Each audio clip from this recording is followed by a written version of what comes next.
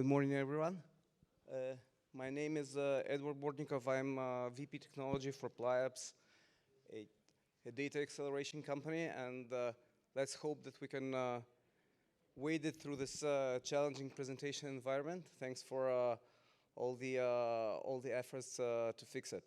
So today I'm going to speak about key value acceleration hardware, something that makes us very excited because it allows to achieve a definitely different level of performance in data management platforms. So some of you might know that key value engines are a component that is part of every single data management platform, basically a component that manages how the data is laid out and accessed on the storage. So there are a number of key value storage engines out there that present a very simple view of the data as the collections of objects, each having a unique key. And there is a variety of data management platforms ranging from NoSQL databases to graph processing, stream processing, more traditional data warehouses, etc., which all use this or that type of a key value storage engine. When we design this type of component, we hit all kinds of inherent trade-offs between the properties we want to achieve, what kind of access we want to work fastest, and the price that we have to pay for that.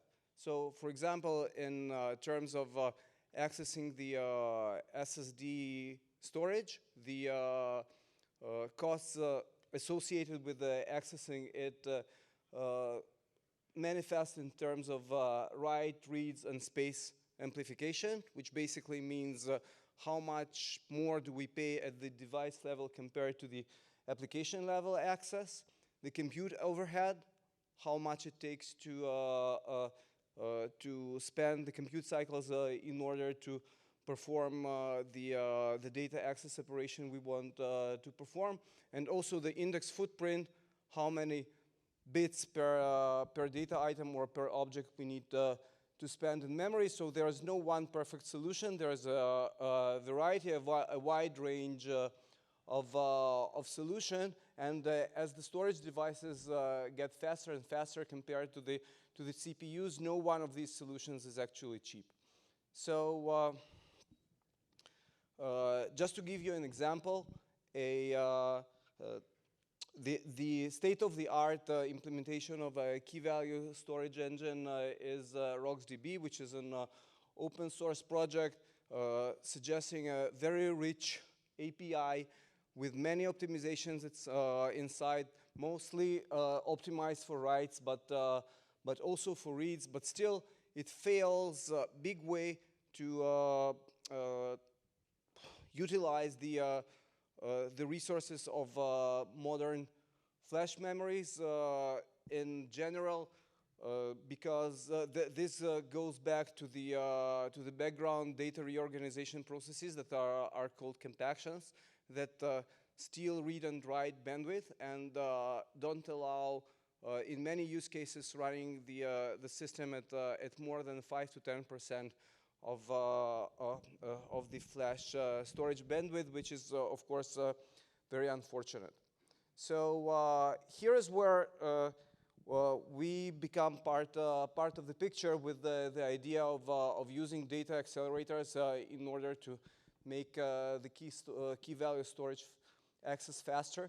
This is, as far as we know, one of the first examples of using a hardware-native key value storage engine to accelerate the data access rather than compute per se. So what we thought is what if we come up with an architecture that takes the key value concepts as a primary tenet and not an afterthought, and optimizes the functions that are natural for the data structures and algorithms for fast flash storage access, like indexing, searching, sorting, merging, rebuild in the case of hardware failures, etc. So could we come up with something that actually works better as a software implementation? And indeed, with this technology, which we call XDP, the Extreme Data Processor, we do exactly that. So I won't walk you through all the numbers. It's pretty tedious here, but in general, we have a PCI card that's built on FPGA technology with an ASIC implementation coming up. Very high native performance numbers, something that plugs into every server and can manage multiple storage devices with built-in indexing, compression, data protection, and other functionalities that increase both the native performance and the data endurance and the storage media endurance. So this is as long as it comes for the hardware part of things. On the software part of things, we allow access to the hardware not through the original traditional block storage API. We completely bypass it actually through an API that provides native access to flash storage as a collection of key value pairs, and through a bunch of highly algorithmic optimizations that unfortunately I don't have time to go into the details of.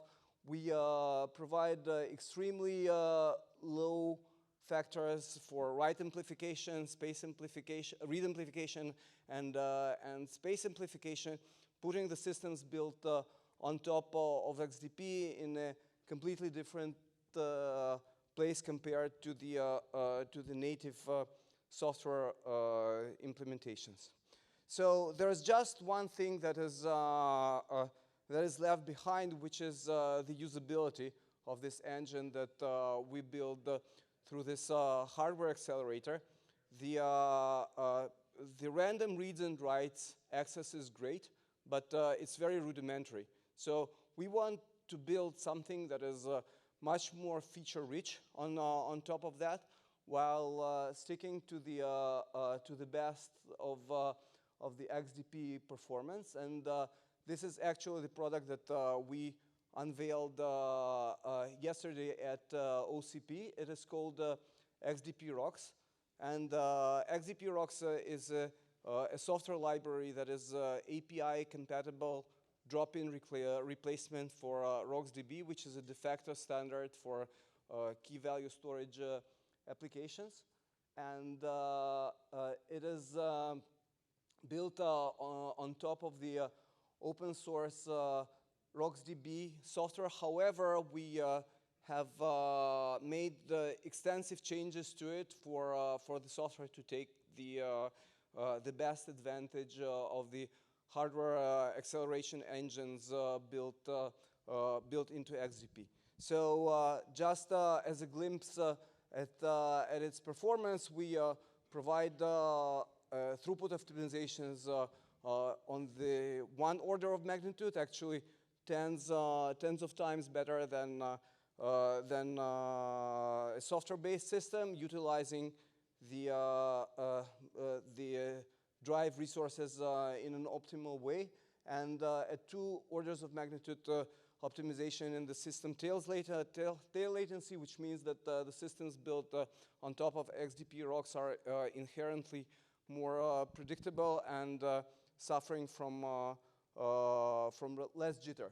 So since we are short of time, I won't waste too much of it by walking you through all the numbers, but I will just mention that we've performance tested XDP Rocks both at the micro benchmark level and as part of larger data management platforms. And the next few slides just summarize that. So in this slide, what we see is a scenario in which we massively load the data and update the data in place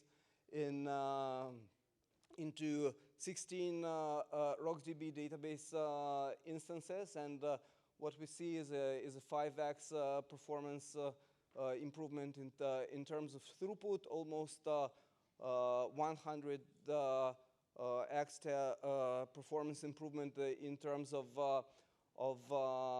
for the 4 nines tail latency, and over 3x performance improvement in terms of the CPU efficiency. So just to give you a glimpse on how the same application's execution looks like in the XDP ROX environment compared to RocksDB. So the lower curve is actually the time series for RocksDB. As you see, it's very jittery, quite an unpredictable performance, which falls to 0 and stays there for some prolonged periods of time.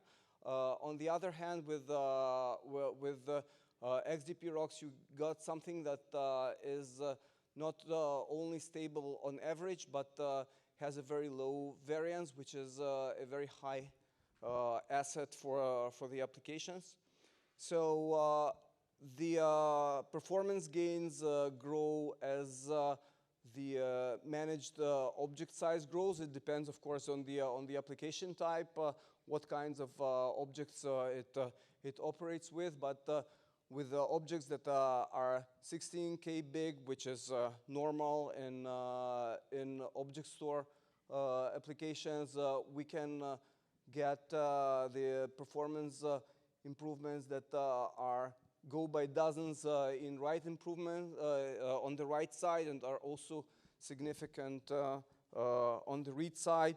So in terms of throughput latency graphs, again, no real time to go into all the details, but as you see here, there is a very visual advantage to using XDP ROX versus RocksDB. Wherever the software-based system hits the wall, we can scale much further on while remaining under very reasonable latency SLAs. And at the end of the day, when we come down to the application level, that means that we can operate at much higher rates and lead eventually to the server consolidation at the customer side. So yeah, just wrapping up with the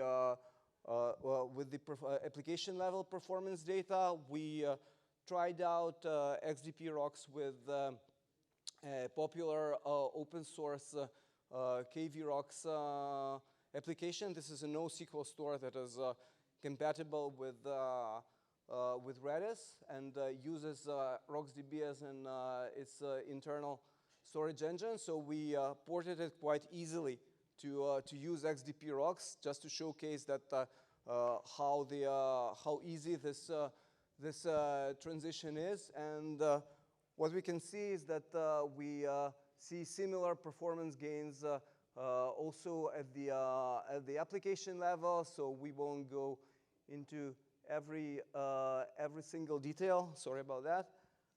Into every single detail, but the picture kind of repeats itself.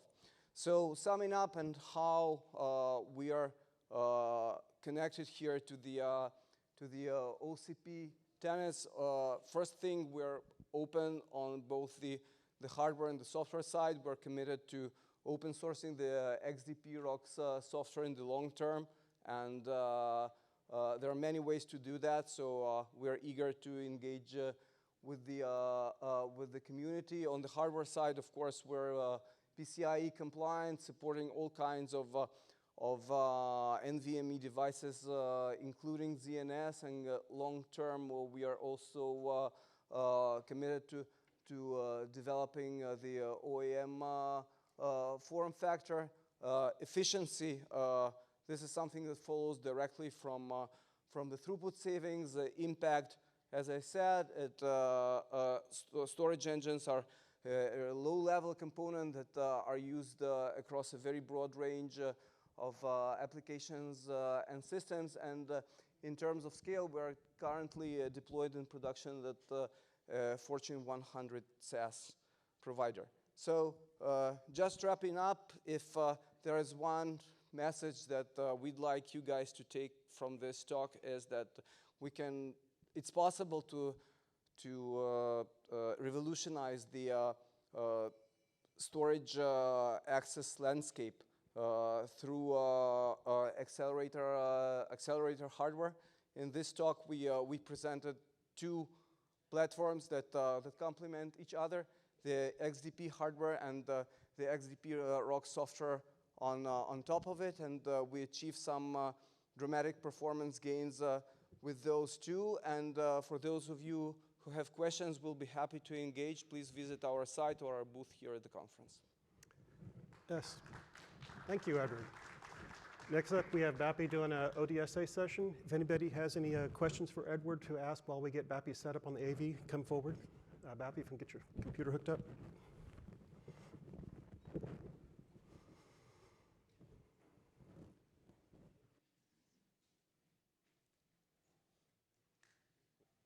Okay, thanks everyone.